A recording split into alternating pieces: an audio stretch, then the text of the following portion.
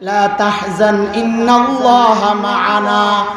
আবু বকরের সাথে নবীর সম্পর্ক মাইয়াতের পাশাপাশি যেন নবী বলছেন আমার পরে যদি কেউ নবী হতো তো ওমর হতো।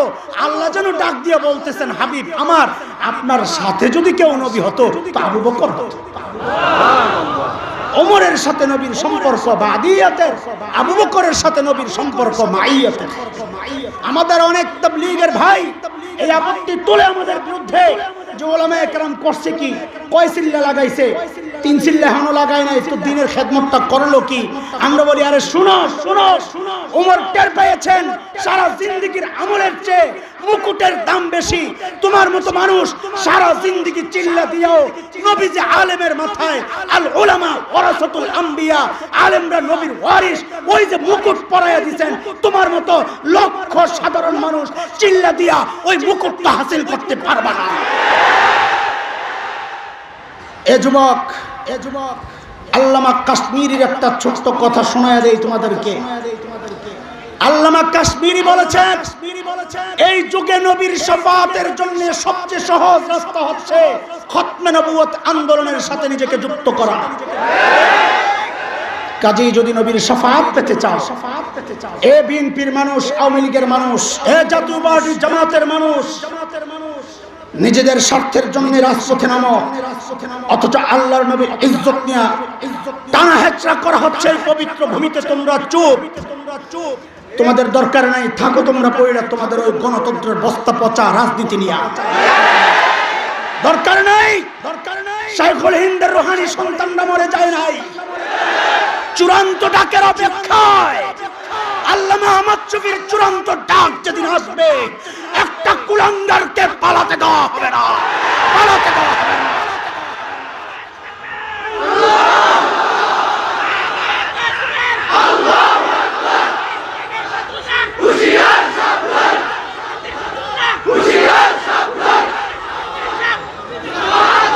মুহতারাম হাজিরিন, বলছিলাম আমাদের সরলতাকে যেন কোনো কুলাঙ্গার দুর্বলতা না ভাবে। আমরা আবু বকরের সন্তান। আশিদ্দাউ আলাল কুফফার, এই বাক্যের সত্যিকার মেজদাস যদি এই যুগে কেউ থাকে, সেগুলো হচ্ছে কওমের সাথে সম্পৃক্ত উলামায়ে কেরাম এবং তাদের অভিভাবকরা। আমরা এটা প্রমাণ করতে চাই ইনশাআল্লাহ। রাজি? প্রস্তুত যুবক? ইনশাআল্লাহ। আল্লাহ কবুল করেন, আমিন। হযরত ওমর বললেন আবু বকর আপনার সাথে একটা লেনদেন করতে চাই। আবু বকর বললেন ওমর কি করতে চান? বলে আমি আমার সারা জিন্দেগির আমলগুলো আপনাকে দিয়ে দিতে চাই।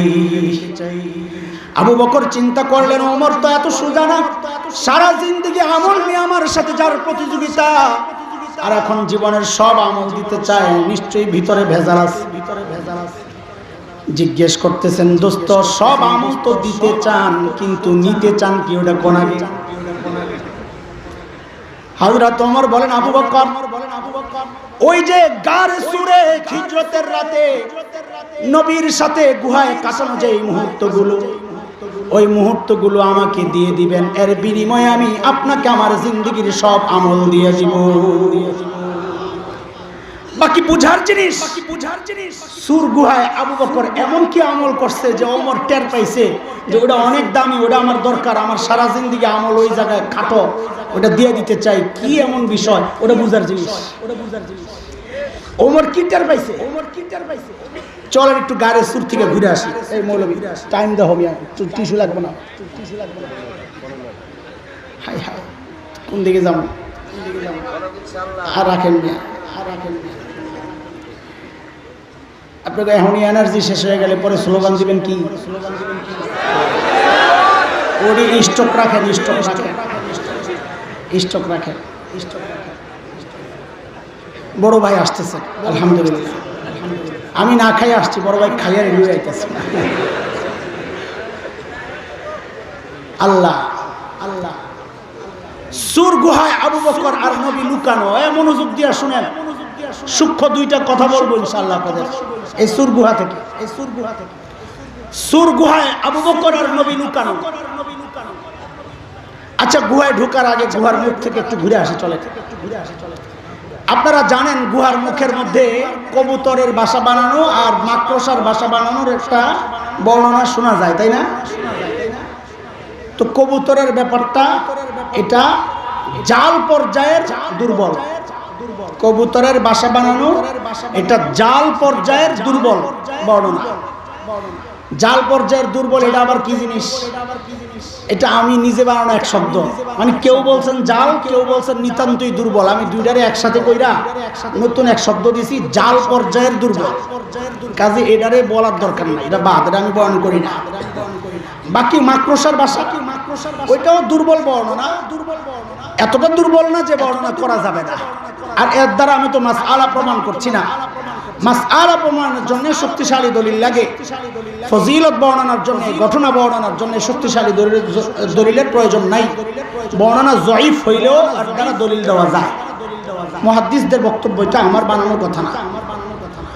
গুহার মুখে কবুতরের বাসা, কি মাকড়সার বাসা। মাকড়সার বাসা তো অনেক শক্তিশালী। মাকড়সার বাসা সম্পর্কে রবের মূল্যায়ন সূরা আনকাবুতে আসছে, ওয়া ইন্না আহওয়ানাল বুয়ুতি লাবাইতুল আনকাবুত।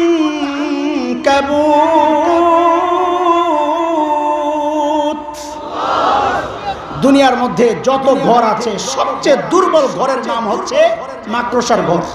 কার কথা বুঝেন? বুঝার জিনিস। গুহার মুখটা ওই যে আসহাবে কাহাফ, গুহাবাসী, তাদের মুখটাকে আল্লাহ যেমন বন্ধ করে দিছিলেন, আবু বকর আর নবী যখন গুহায় ঢুকছেন, আল্লাহ চাইলে গুহার মুখটাকে পাথর দিয়া বন্ধ করে ভিতরটাকে জান্নাতি পরিবেশ বানাইতে পারতেন কি পারতেন না? বলেন, জোরে বলেন, পারতেন কি পারতেন? তা না করে ওই হালকা মাকড়সার বাসা কেন? হালকা মাকড়সার বাসা কেন? এর দোস্ত মনোযোগ দেন, খেয়াল করেন। আল্লাহ তাআলা কিয়ামত পর্যন্ত তার বান্দাদেরকে একটা মেসেজ দিয়ে দিয়েছেন, এরে আমার বান্দারা শোন, আমি যখন আমার দ্বীনকে রক্ষা করতে চাই তো আমার পারমাণবিক অস্ত্রের দরকার হয় না, সাবমেরিনের দরকার হয় না, ভয়ঙ্কর বোমারু বিমানের দরকার হয় না। আমি যদি আমার দ্বীন রক্ষা করতে চাই, মাকড়সার জাল দিয়েই আমি আমার দ্বীনকে বাঁচাইয়া দিতে পারি। শেখ উমর মুখতার রহমতুল্লাহ আলাইহির নাম শুনছেন? এটা পোড়া কপাল যুবকদের, এই যুগের পোলাবাইন তাহিরিরে চিনে, উমর মুখতার চিনে না। তোদের কপালে বাড়ি ছাড়ার কিছু না। ইতিহাস পড়ে না, ইতিহাস পড়ে না। ইটালির বিখ্যাত বীর শেখ উমর মুখতার রহমতুল্লাহ আলাইহি, ইটালির নিয়মিত সৈন্যদের সাথে তার লড়াই, ইসলামের জন্য জিহাদ। এক সময় তারা সিদ্ধান্ত নিল বোমারু বিমান দিয়া বোম্বিং করে পুরো এলাকা তছনছ করে দেয়। কাছের লোকেরা আয়েশা শেখ ওমর মুখতারকে বললেন, হযরত এইবার অস্ত্র জমা দিয়ে আমরা আত্মসমর্পণ করি। কেন? বলে শক্তিশালী বোমারু বিমান দিয়ে আমাদেরকে সব ধ্বংস করে দেয়। সিদ্ধান্ত হয়েছে। শেখ ওমর মুখতার এক আজীব জবাব দিয়েছেন। এ যুবক খেয়াল কর, বেশি দিন নাই, 10 বছর পর হাসান জামিল তো বুড়া হয়ে যাবে, কিন্তু ওই শত্রুর মোকাবেলা তো কি করা লাগবে? ওই সময় হিম্মত আর সাহস না থাকলে আমার বুড়ার চেয়েও তুই বুড়া হয়ে যাবে। শেখ ওমর মুখতার এক আজীব জবাব দিয়েছে। বলে বোমারু বিমান অনেক শক্তিশালী? বলে হ্যাঁ। তাইলে আমার একটু বলো তো এটা শক্তিটা কত, কোন পর্যায়ে? ওই বিমানগুলো আরশের উপর দিয়া যায় নাকি নিচে দিয়া যায়? আল্লাহ, আরশের উপর দিয়া যায় না নিচে দিয়া যায়? কি কর না কোন, কই আরশ, কই আসমান, কই শূন্য, এরপরে বোমারু বিমান। তুরো তোর ডরায় লাভ কি? আমি তো আরশে আজিমের মালিকের গোলামি করি। উপরে দিয়া গেলে না ডরাইতা, ডরায়া লাভ কি? এটা তো আসলে সূরা তাওবার শেষ আয়াতেরই তরজমা। 11 নম্বর পারার 6 নম্বর পৃষ্ঠার 14 নম্বর লাইন থেকে নবীকে আল্লাহ সান্ত্বনা দিয়েছেন। নবী আপনি ঘাবড়েন, আপনি আপনার উম্মতকে জানায় দেন, তারা যদি আপনাকে পিঠ দেখায় জানায় দেন তোদের দরকার নাই, আমার জন্য আমার রব যথেষ্ট, কারণ তিনি আরশে আজিমের রব। فإن تولوا فقل حسبي الله লা ইলাহা ইল্লাহু আলাইহি তাওয়াক্কাল ওয়া হুয়া রাব্বুল আরশিল আযীম।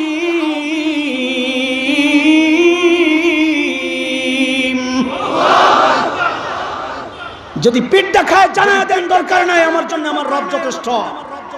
এর যুবক এই চেতনার চিন্তার বিশ্বাস দিলে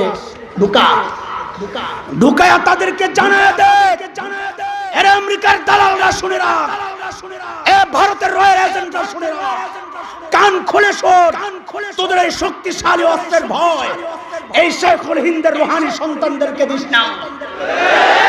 তোদের ওই শক্তি সমরাস্ত্রকে, ওই শক্তিশালী বোমারু বিমানকে 5 পয়সার দাম দেওয়ার টাইম আমাদের হাতে নাই। তাওয়াক্কালতু আলাল্লাহ, আমাদের ভরসা কার উপর? ওই ঈমানের কত শক্তি, কত শক্তি।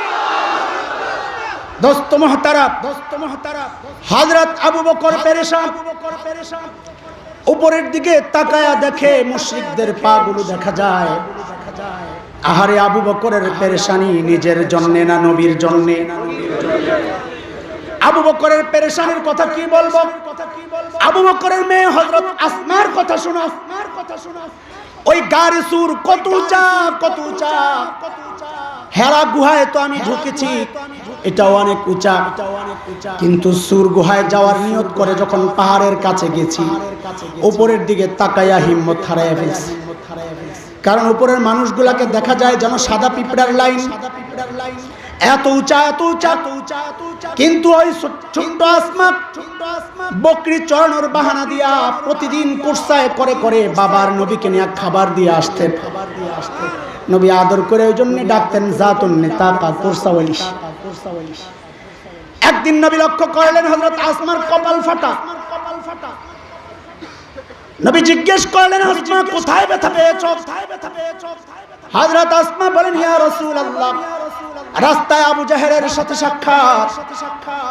আবু জাহেল আমাকে ধরে বলেছে, আসমা বাবার নবী কোথায় আছে তুমি জানো বলো। আমি আবু জাহেলকে বললাম, আবু জাহেল আমি জানি কিন্তু বলবো না। এই কথা বলার সাথে সাথে আবু জাহেল আমাকে এমন এক থাপ্পড় মেরেছে, আমি ছিটকে পাশের পাথরে পইরা আমার কপালটা ফেটে গেছে। ইয়া রাসূলুল্লাহ, আমি যখন সোজা হয়ে দাঁড়াই, আবু জাহেল আমার গলা টিপে ধরে বলে, আসমা নবী কোথায় আছে বলো, নাইলে তোমাকে এখনই হত্যা করব। ওগো আল্লাহর রাসূল, আমি আবু জাহেলকে জানায়া দিছি, আবু জাহেল আমাকে মারবেন তো মারেন, কিন্তু শুনে রাখেন আমাকে আপনার হাওয়ালা করতে পারবো, কিন্তু আমার প্রাণের নবীকে আপনার হাওয়ালা করতে পারবো না। আসমার এই হালত, আবু বকরের কি হালত হতে পারে? নবী উঠে দেখেন আবু বকরের চেহারায় পেরেশানি। জিজ্ঞেস করেন, আবু বকর কি খবর? বলে, ইয়া রাসূলুল্লাহ, লাউ আন্না হাদাহুম ইয়ানজুরু ইলা কাদামাই, তাদের যে কোনো একজন যদি নিজের পায়ের দিকে তাকায়, গুহার মুখে তাকানো দরকার নাই, যদি নিজের পায়ের দিকে তাকায় তাইলে আমাদেরকে দেখে ফেলবে। আল্লাহর নবী বলেন, আবু বকর আপনি কি মনে করেছেন এই গুহায় আপনি আর আমি আর কেউ নাই? আপনি কি মনে করেছেন এই গুহায় আমি আর আপনি ছাড়া কেউ নাই? না না, শুনেন আবু বকর, এই জায়গায় আমাদের সাথে তৃতীয় আরেক শক্তি আছে, আল্লাহু আকবার। আপনি ঘাবড়ায়েন না, আমাদের সাথে আল্লাহ আছেন। এর দোস্ত, কোরআনে কারীমে এই প্রসঙ্গটা সূরা আরাফের মধ্যে আল্লাহ এনেছেন। ইয হুমা ফিল গার ইয ইয়াকুলু লিসাহিবিহি লা তাহজান ইন্নাল্লাহা মা'ানা। একজন যখন আরেকজনকে বললেন, একজন মানে নবী যখন তার সঙ্গে আবু বকরকে বললেন, লা তাহজান, ঘাবড়ায়েন না, ইন্নাল্লাহা মা'ানা, আল্লাহ আমাদের সাথে আছেন। ওমর টের পাইছেন এই জায়গায় এমন এক মুকুট আল্লাহ আবু বকরের মাথায় পড়াইয়া দিয়েছেন। খেয়াল করে, ওমর টের পাইয়া গেছে এই জায়গায় আল্লাহ আবু বকরের মাথায় এমন এক মুকুট পড়াইয়া দিয়েছেন, যেই মুকুটের দাম আবু বকরের ওমরের সারা জিন্দেগীর আমলের চেয়ে বেশি। এই জন্য ওমর বলছেন, আবু বকর আমার সারা জিন্দেগীর আমলগুলো আপনাকে দিতে চাই, আপনি ওই গুহার রাতের আমলগুলো আমারে দিয়ে দেন। বাকি বুঝার জিনিস, খেয়াল করে শুনেন, বুঝার জিনিস। ওমর কি টের পাইছেন, কি আছে এখানে, এটা বুঝার জন্য আরেকটা হাদিস বুঝা লাগবে। ওমর সম্পর্কে নবীর মূল্যায়ন কি? লাউ কানা বাদি নবিয়্যুন লাকানা উমর, আমার পর যদি কেউ নবী হতো, কে হতো? জোরে বলেন সবাই, জোরে বলেন সবাই। এই হাদিস সর্বপ্রথম যখন শুনি তখনই পেছ লাগছে মাথা, যে এই হাদিস তো প্রমাণ করে আবু বকরের না ওমরের মর্যাদা বেশি। কারণ যদি আবু বকরের মর্যাদা বেশি হতো, নবী বলতেন আমার পর যদি কেউ নবী হতো আবু বকর হতো। নবী তো ওইটা বলেন নাই, নবী বললেন আমার পর যদি কেউ নবী হতো, কে হতো? কে হতো? ওমর হতো, ওমর হতো। পেছ লাগছে আপনাদের? আরে আলেমদের তো পেছ লাগেই, আপনাদের লাগছে নি? আমার তো লাগছে ছোটবেলা, উত্তর খুঁজি খুঁজি পাই না। এক বুজুর্গের বয়ানে শুনছি, খুব খুশি লাগছে, খুব খুশি লাগছে। এটা আপনারা বুঝবেন না, কঠিন কোনো বিষয় যখন আমাদের পরিষ্কার হয়ে যায় তখন যে কি খুশি লাগে। এই জন্য আমাদের বড়দের এই বক্তব্য আছে, মাসআলা যখন বুঝতেন তখন চিল্লায়া চিল্লায়া বলতেন আইনা আবনাউল মুলুক, ও রাজা বাদশার ছেলেরা তোরা কই আসস, তোদের দিলে কি শান্তি, আয় দেখ আমাদের দিলে কি শান্তি। আমাদেরও এমনই লাগে, আমাদেরও এমনই লাগে। আমাদের আকাবির আসলাফদের কিতাব মুতালার সবচেয়ে বড় সাইট যেটা, আমারে অনেক ছোট ভাইরা জিজ্ঞেস করেন হযরত বয়ানের জন্য কি কি কিতাব মুতালা করতে পারি? বয়ানের জন্য, ইলমের জন্য না, বয়ান করবে বক্তা হই, বয়ানের জন্য কি কি কিতাব মুতালা করা যায়? তা আমি কই কোন কিতাব দরকার নাই। কোন কোন তাফসীর? আমি কই তুই তাফসীর কয়টা মুতালা করবি? হ্যাঁ, তাকানোর দরকার নাই, হযরত আসলেই দেখবেন। আপনারা তাকাইলে দেরি হবে, আমার কথাটা শেষ করতে সময় লাগে। এদিকে তাকান, এদিকে তাকান, এদিকে তাকান। হুন্ডার জীবনে দেখেন নাই, মামুনুল হক সাহেবকে জীবনে দেখেন নাই। হ্যাঁ ঠিক আছে, আমার বয়ান অফ রাখলাম 1 মিনিট। আপনারা হুজুরকে স্বাগত জানান স্লোগানের মাধ্যমে।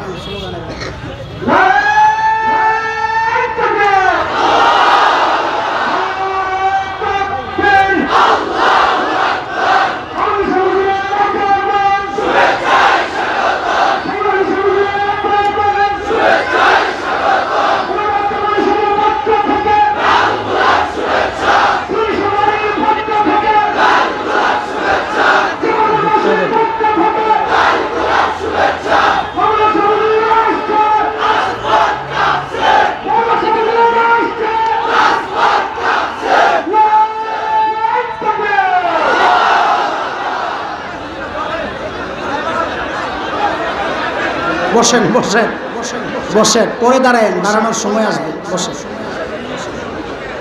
মাশাআল্লাহ,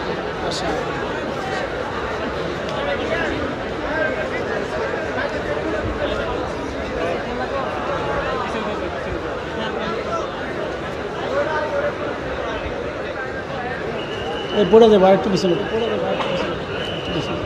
আমি না বাচ্চা মানুষ এই পর্যন্ত আমার পাও তো জায়গায় যাবে।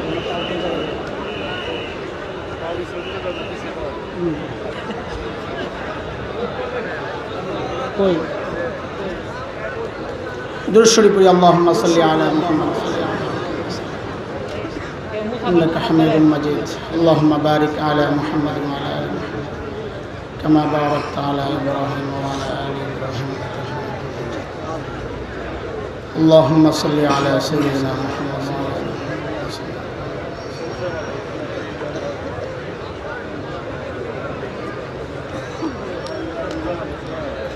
এটা বসে আরাম পাইবে, অসুস্থ।